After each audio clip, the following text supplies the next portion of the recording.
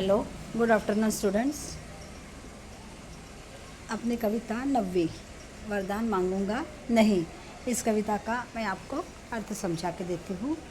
पहले कविता पढ़ेंगे हम। वरदान मांगूंगा नहीं, इसके लेखक है शिव मंगल सिंह सुमन। इनका जन्म 5 अगस्त 1915 उन्नाव उत्तर प्रदेश में हुआ था। मृत्यु 26 नवंबर 2002। जन कवि शिव मंगल सुमन जी प्रगतिवादी कविता के स्तंभ थे।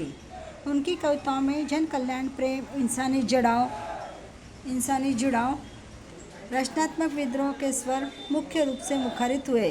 प्रमुख कृतियाँ हिल्लोल, जीवन के गान, युग का मेल, मिट्टी की बारात, विश्वास बढ़ता ही गया, वाणी की व्यथा आदि। महादेव की काव्य साधना, गीति काव्य, उद्भव और विकास, ये इनके सारे क्या हो गया, इनकी प्रमुख कृतियाँ हैं। अब इनके इस पद के अंदर इन्होंने क्या समझा के दिया देखेंगे। प्रस्तुत पद में गीत, स्वर, ताल के युक्त गान ही गीत होता है। इसमें एक मुखड़ा तथा कुछ अंतरे होते हैं। प्रत्येक अंतरे के बाद मुखड़े को जो दोहराव जाता है, गीत के गेय होता है। प्रस्तुत गीत में कवि ने स्वाभिमान से जीने, सुख दुख में संभाव रखने का एवं कर्तव्य पथ पर डटे रहने के लिए प्रेरित किया गया है। इसके अंदर बताया है कि हमारा जो कर्तव्य है, उस कर्तव्य से हम कभी पीछे नहीं आना चाहिए। यदि हम हमारा कर्तव्य पूरा करते रहेंगे तो हम इस दुनिया में कभी किसी को कोई चीज़ मांगने की ज़रूरत नहीं पड़ेगी हमें। क्या कहा है, पहली पंक्तियाँ देखेंगे।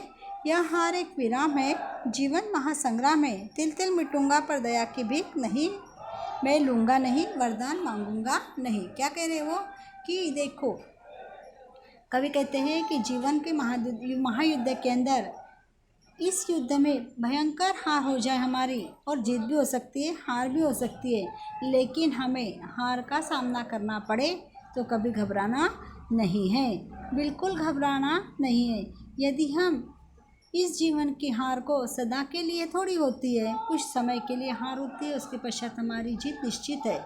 तो मनुष्य घबरा कर यदि दया की किसी से भीख मांगेगा तो वो नहीं मांगना चाहिए। कवि कहते हैं कि मैं पराजय की हालत में भी भले तिल तिल मरकर मिट जाऊंगा, लेकिन मैं किसी से भी दया की भीख मांगूंगा नहीं। समझ में आ रहा अर्थ?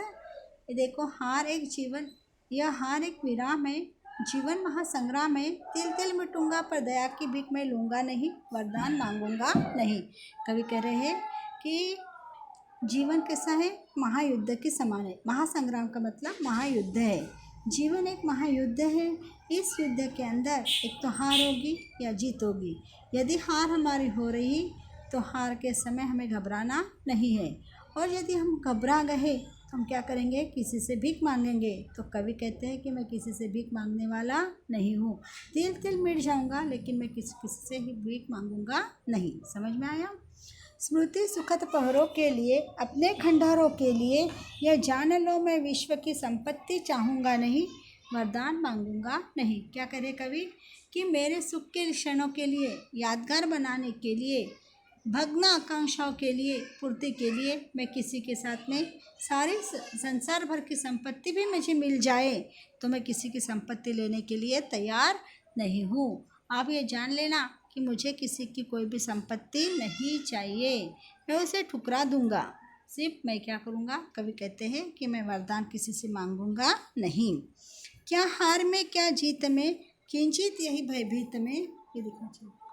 क्या हार में या जीत में, किंचित नहीं भयभीत में, संघर्ष पथ पर जो मिले यह भी सही वह भी सही, वरदान मांगूंगा नहीं। क्या कह रहे कवि, यदि मैं हार जाऊँ या जीत जाऊँ, कोई भी सामना मुझे करना पड़े तो मैं क्या करूँगा, जीत भी हुई तो मुझे कोई चिंता नहीं, और हार भी हुई तो मैं किस प्रकार से डरने वाला नहीं हूँ, घबराने वाला नहीं हूँ।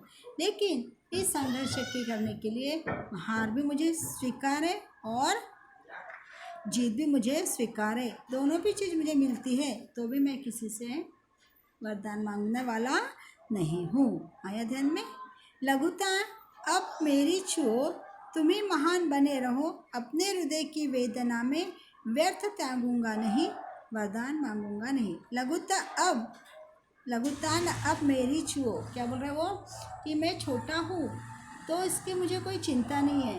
हर लोग, कोई इंसान सब बड़ा होता नहीं, तुम कैसे बनो, महान बनते रहो, मुझे कोई उससे उपहास नहीं है। कोई मेरा उपहास करे तो भी मुझे उसकी चिंता नहीं है।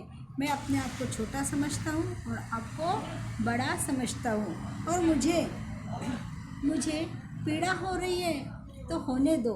मैं अपनी पीड़ा को बदले में किसी से कुछ पाने की इच्छा नहीं रखूँगा। यह हर संभव नहीं है कि मैं किसी से मांगूंगा करके, मुझे नहीं चाहिए। मेरी पीड़ा मैं सहन करूँगा, आप मुझे कुछ भी दो मत। हृदय की वेदना, यानी मुझे जो भी वेदना हो रही है उस वेदना को मैं सहन करूँगा। मैं आपसे कोई भी चीज़ मांगने वाला नहीं हूँ। वरदान मांगूंगा नहीं, मैं किसी से कोई भी प्रकार का वरदान मांगने वाला नहीं हूँ।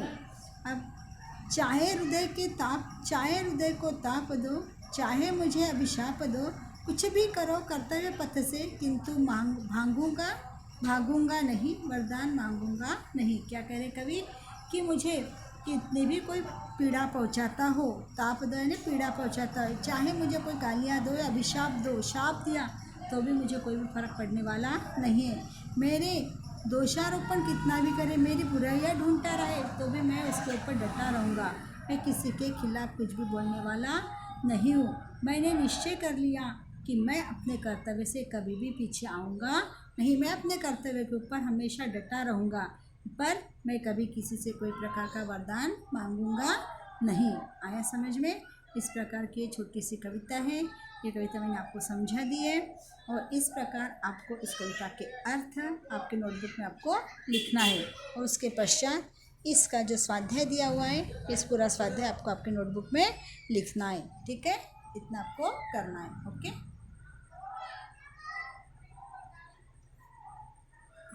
अब देखेंगे हम इसके आगे का, इसके अंदर के शब्द। महासंग्राम, महासंग्राम का मतलब होता बड़ा युद्ध। महासंग्राम का मतलब है बड़ा युद्ध। खंडहर, भग्नावेश, म्हणजे जुना पुराना जो हो जाता है, टूटा फूटा, उसे कहते हैं खंडहर। ताप यानी गर्मी, और अभिशाप श्राप। अभिशाप का मतलब क्या होता है? श्राप।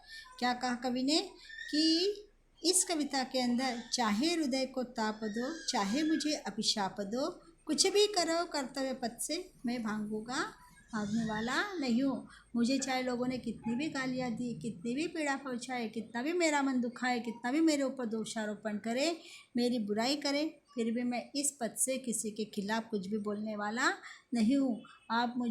मैं अपने निश्चय पर डटा रहूँगा। मैं अपने कर्तव्य से कभी पीछे नहीं आऊँगा और मैं किसी के सामने वरदान के लिए हाथ फैलाऊँगा नहीं। मैं